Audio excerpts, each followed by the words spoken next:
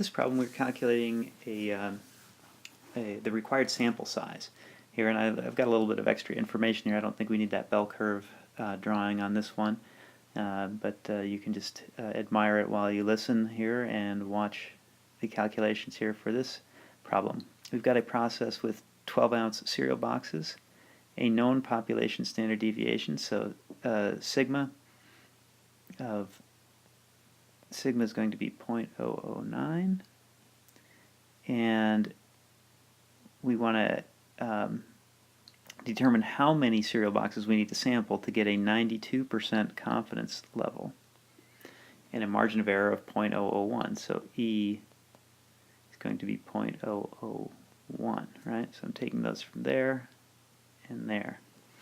Now, we're going to use this equation right here. And so the only missing piece of information that we have now, we've got sigma and we've got our margin of error. We need the z value. So to get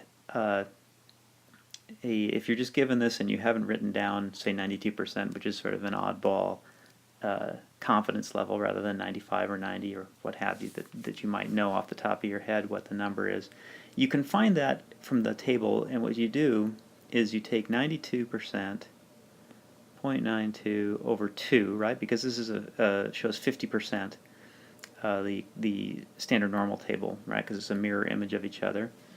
So the probabilities are the same on either side, positive or negative. So what we would do then is we would then look at, or this should be 92 over 2, and we get 0.46, okay? And what we're doing is we're trying to find the z value for 92%.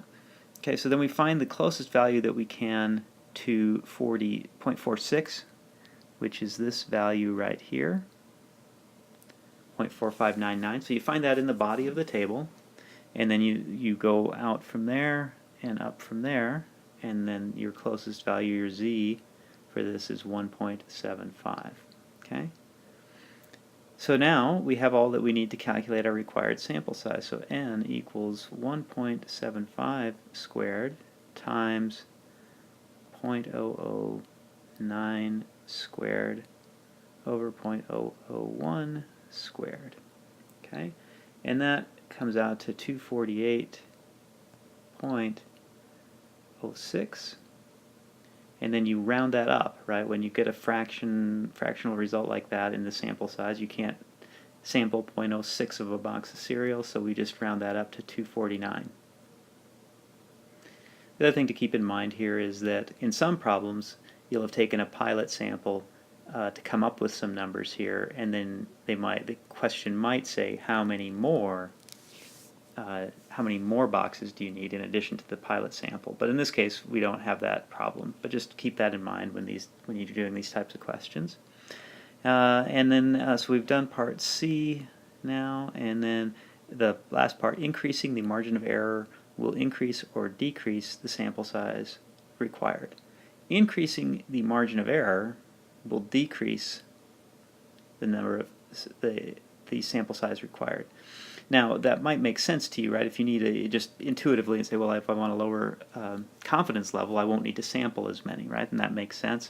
The other thing that you could do is look at the equation here and say if this number here, E, your margin of error, increases, that will make the number smaller, right, when you divide that out.